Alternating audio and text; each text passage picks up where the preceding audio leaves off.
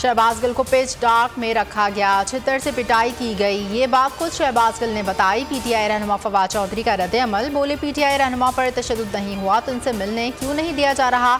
तशद्दुद हुआ या नहीं, मामले की तहकीकात होनी चाहिए। इंक्वायरी के लिए गैर जानिबदार पैनल तश्कील देना चाहिए।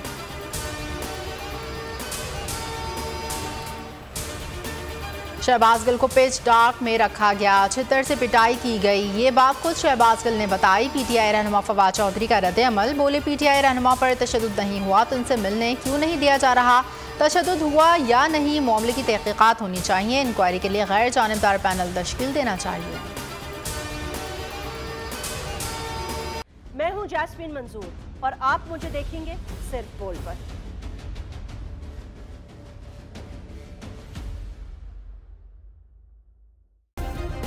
सब्सक्राइब करें और बेल दबाएं ताकि कोई खबर रह न जाए।